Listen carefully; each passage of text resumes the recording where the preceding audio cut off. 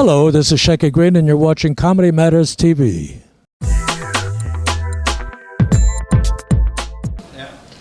Okay, go ahead. Hey, so listen, look, everybody's here, and I'm here with an icon, a legend, Robert Klein. How are you, Robert? Good. I'm an icon. An icon, absolutely. Well, we talk about you a lot on the radio, on Sirius XM. Radio, that's where you television, but you don't see it. Exactly, yes. I like that because we're all blind when we watch your radio. You're one of the innovators of observational comedy. Is that what they call it? I think so. I think that would be a good thing to call it. Well, I mean, Alan King was before me. I think I had a little more of an edge. You and David Brenner, we were talking about it recently when David Brenner unfortunately passed away. And did you have any idea he was 78, by the way? Yes. He did do a good job of hiding his age. I did see him a couple of months before his death at Marty Schultz's memorial. He looked like hell. It was very sad. I'm sorry. I hate to see guys, my colleagues and things died. There are very few left. I'm left standing here, and the AMS is right off camera in case. We did a tribute to him. As they are at all Friars events. Yes. We did a tribute to him, and we were talking about how comedy has changed over the years. Now, when you started, there was no cable. People worked clean in those days. I started cable. I did the first HBO special. There was nothing before then but network. And, you had to really accomplish something to get on The Tonight Show. And, of course, there were a lot of them, though. There was Della Reese and Mike Douglas and Merv Griffin. But it's changed, and you could say more. And we were terribly censored. And I think that's good, except I don't like every other word, profanity. I like it to be used properly, like a good writer would. And I think it's abused. And when I think of poor Lenny Bruce getting busted all the time. Isn't that amazing that today his material would be considered mild?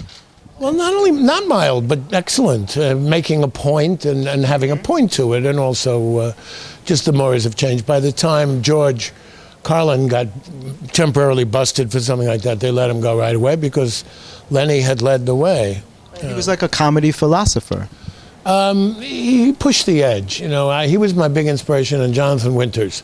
Jonathan Winters was apolitical, but a one-man show. Both of them were one-man. They could do voices. They could do it. I spoke at Jonathan's memorial this past year. I think he was a genuine genius and proved you don't have to be Jewish to be funny. Although I suspect Jonathan was Jewish. Well, if you spend enough time in comedy, you're automatically Jewish. I guess that's. I don't know about that. But anyway, he was magnificent, and a lot of young people never saw his work. How do you spend most of your time now? Bird feeders. I listened to blues and Bach, and all winter I was recovering from shoulder surgery, so I mostly smoked pot and read books and watched television. Which is what most doctors recommend after shoulder surgery. Didn't do me any harm, I'll be honest with you. I didn't have any, I had a flight out San Antonio once in Chicago. I didn't have any, I set aside time to recover, but a torn rotator cuff, and the Yankees, those sons of bitches, canceled my contract. And you're still with Rory Rosegarten, right, after all these years? Rory Rosegarten's still with me. Yes, well, I should have said it that way, absolutely. Yes. I borrow money occasionally. He made a couple of bucks. I feel like Bob Hope and Bing Crosby. He made a couple of dollars with Ray Romano, yes. You were in my recent documentary, The Business of Comedy, which you were wonderful in. I co-produced that. Oh, yeah. I got to watch it. Yeah, it's been doing great. Well, it was wonderful to see you, man. Thanks so much for coming on. And could I just ask if you would... By the way, I know you have an eccentric haircut, and you always have, but I am growing my hair long for a film role. Well, that's what I was going to ask you. Yeah. Are you doing a film? Yeah, it's about a guy that needs a haircut. And, he torments him and all that. And so, I'm really... It looks good on you. He had a line, I'll tell you, I just got a haircut. And my wife said it looks like you just got a haircut. Herb got a haircut, and it don't look like he got a haircut. So now I got a new problem. I have to get a haircut, but I don't want it to look like I just got a haircut. So I got to find a barber who don't look like he's a barber. Rodney. Oh, sorry, Rodney. We're telling stories about you. Rodney was amazing. He was absolutely amazing. Shecky Green is here, a real icon, a real talk legend. to Shecky as well, yeah. A former wild man. How the hell did he survive into his 80s? Let's ask him. Medical science Shecky is Green. unbelievable. This is amazing. What an honor. Shecky Green. Thank you. Hi. Great to see. How did I survive? I survived because the two cops that used to arrest me all the time died. But I was listening to Robert, and he was talking about Lenny Bruce, who happened to be a very good friend of mine. I would be one of the guys that buried him. I contributed $5,000. There was a friend of ours, mine and Lenny's, who came to me and said, we need money to bury Lenny. So I gave him $5,000. I didn't know that this friend of mine went around to everybody saying that we had to bury Lenny. Lenny had the most expensive funeral I've ever seen in my life. But you were one of the comics that put Vegas on the map, basically. well, I don't know whether I put it on the map. What happened was that I once owned a club in New Orleans called the Preview Lounge. And I went in when I was signed in Vegas at the last Frontier Hotel. I worked that. Then I worked another hotel, the Frontier, and the New Frontier. And then they signed me through a 3-year contract, and they couldn't fulfill the contract, so I put myself in the lounge because I was living in Beverly Hills that time, and I had to pay for that house. So I went into the lounge, and that started comedy in the lounges in Vegas, and that took off, you know. And I believe you were one of the first to make like 6 figures a week, right? Yes, I made a lot of money. I didn't particularly see it all because I was a very ignorant human being, and I not gambled so much with the tables, but on horses. Matter of fact, I had the best thing I got out of the millions that I lost was I had a horse named after me that ran in the Kentucky Derby. Is that serious? Yes. He ran against Secretariat. He had the lead for a mile. And then The horse's name was Shecky Green or just Shecky? No, Shecky Green. And then he saw Secretariat coming, and he sat down. Because nobody was better than Secretariat. Yeah. But it's funny about doing comedy in Vegas. Every show had a comic on it, you know. And the thing that took off, I worked the Riviera first with the lounge, and then after about 4 or 5 years, the Tropicana was closing. So they called me over and they said, would you come to work for us? Boom, boom, boom, boom, boom. And I said, okay. They offered me 5% of the hotel, which was closed, so it didn't mean anything. Offered me a nice salary, and I put myself in the lounge, but one of the owners wouldn't fix the stage. So as I was leaving, What was wrong with the stage? What do you mean he wouldn't take up the stage at the bar because he says that's the way it is. We're not putting out any money. So I said, let me put a big board across that, which I did, and then it took off. And that was really the start of the comedy in the lounges. Did you hear me, Rickles? Did you hear me, Rickles? What's your feeling about the state of comedy today? It's changed so much from the old days, right? You know, there's so many that I watch and I enjoy. I mean, people see, want me to say that I don't like this one, I don't like that one. But I enjoy most of the people doing comedy. And I guess it's just too much of it. Well, it's like in the 80s again. There's every place you look, everybody's a comedian. There's a million comedy clubs. Yes. Well, not so much the comedy clubs anymore. They're sort of, gone down. Matter of fact, Mitzi Shore, who started from the Comedy Store, was my partner's wife, my first partner. Sammy Shore was your partner? Oh, yeah. Was my first partner. And she came a partner on stage? You performed together? We worked at a resort out of Milwaukee called Pewaukee Lake. I'm flumping pretty bad because I haven't been in front of a microphone in years. No, you're doing great. Oh, okay. And anyway, Sammy and I worked together for a while, and then he had a partner, another partner. I quit, went back to school. The partner quit with Sammy, then he teamed up with me as partner, and then we worked together for a while. And anyway, Sammy opened up the comedy stores with Rudy DeLuca. And then finally, when the divorce came, Mitzi got the Comedy Store, but she didn't have the lease for things. So she called me and she said, you want to go partners with me in the Comedy Store? And I said, no, but I'll get it for you. So I went to the agent, Frank Senes, big agent out of the Midwest, and I said, Frank, tell this situation, the story, and he sold it to her. And that's how it took off. Matter of fact, till this day, I've never been in it. And really? Never been in the Comedy Store? Never been in the Comedy Store, and all those kids took off from there. Is Sammy Shore still performing? Do you know? Sammy Shore is still performing. He lives in Las Vegas. He's still performing. He's still bad, but he's still performing. I see Paulie, and I met Sammy years ago through Milton Berle. They were very good friends, and Milton was my sponsor in the Friars Club. Yeah, because that was from the Friars Club that Sammy was friendly with Milton.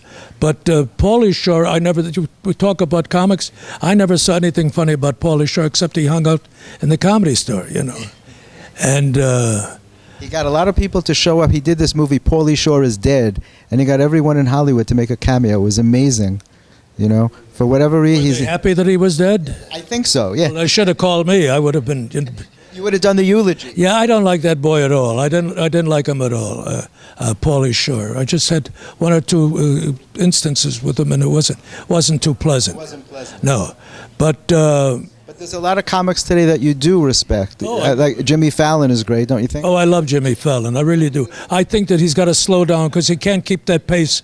The Tonight Show doesn't call for that kind of pace of performing every night like that, And he'll cut that down.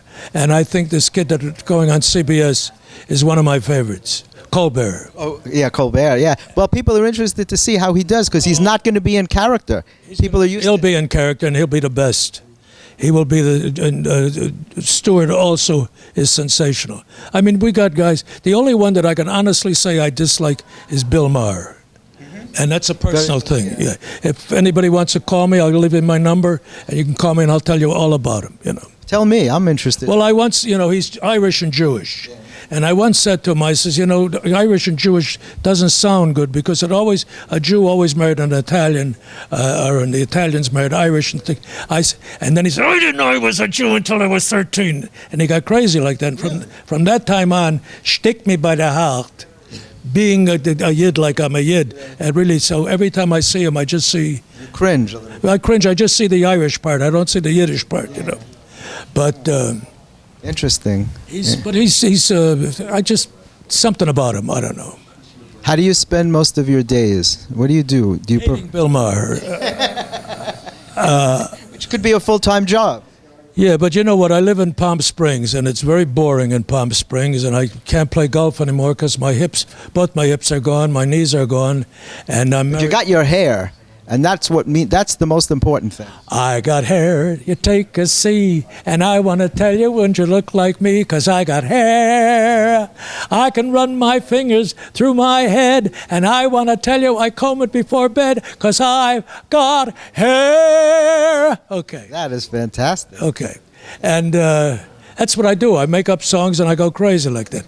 They pick me up on Wednesdays and Thursdays, put me back in the home. I'll tell you. You just had one of the funniest men that Robert Klein is one of the funniest men I know. And I watched him from the time he began. And when I was drinking, I walked him. He was working for our friend. When you were drinking? When I was drinking. That's a long time ago. Yeah, 39 years I haven't had a drink. But, and I miss it. But he was working, what's his name? We just kept not mentioning his name. David Brenner? No, not David. What's his name? Club. New York. Rodney. Dangerfield. So, and he was working Dangerfield. So I walked him down, and I was telling him about comedy. I was drunk out of my mind, telling him about comedy. And then Robert's career just went by mine, and a few other kids went by mine, But he's wonderful. Well, interestingly enough, you were in a documentary that I co-produced recently, The Business of Comedy. Do you remember doing that? Robert is in it. You're in it. I really don't remember that. You got to send me a copy, please. I will send you a copy. Yes. I'll take that and I'll send one out to you right away. All right. It's a great documentary talking about how hard it was to make a living in comedy in the early days, especially. Well, not for me. It wasn't. Did I say that in the? No, you said that you enjoyed working the casinos, that you were making 6 figures a week, and that you would rather work for guys like this than other guys who were in the business, that you enjoyed working for the people in Las Vegas. Once that guy took the finger down thing, he put it in a strange place, The thing with me was showbiz. I never wanted showbiz. I wanted to be a coach. I went to college to be a coach. And a coach in what? Sports? Just sports. High school coach. And anyway, I would go back to college. I would go back on the road doing things in show business. But I never really wanted, but my career started with $50, $100, $200, $500, So when it got to 1,000, I stayed in it. And My ex-wife got 900, I got the 100. And so it's always been very, very good to me. But I've always been frightened of show business because there's things that I never did. Some movies I wouldn't do, Broadway I wouldn't do. So I stayed out in Vegas because I was hiding out in Vegas. Well, I think from what I heard that you were more comfortable in nightclubs than like And on comedy clubs or taking a pill called Nardole just for the anxiety attacks and the things that I would get. I get terrible, terrible attacks. Really. You fought stage fright for many years? Oh my God. I worked Vegas in a lounge, and I kept the curtain down for 10 minutes till I felt I had the audience. Then I'd bring the curtain up. Really? And people used to say, "That's brilliant, they're just singing behind the curtain and you're telling jokes behind the curtain." They didn't know I was... You actually stood behind the curtain. I didn't know. Stood behind the curtain. That is amazing. For 10 minutes? Sometimes longer. In the early days of your career? Oh, no, it was, I was there quite a while. It was all the way I felt, you know. Sometimes I'd say to the guy, "Okay, pull it up," 5 minutes sometimes. But I used that curtain. And matter of fact, the first time that one of the bosses took the curtain down, I said, "What'd you do?" "You took my act away," Because the fear, I really had those kind of fears. That's amazing. But it never stopped you from performing? Yes, it did. It did? There were things that you didn't do? Well, 8 years I didn't do. 8 years I hid out, and it's a long, long story. The book I'm writing right now is about that big, and as soon as I can get it down to about that, I'll send it out. But it's a very, very interesting story.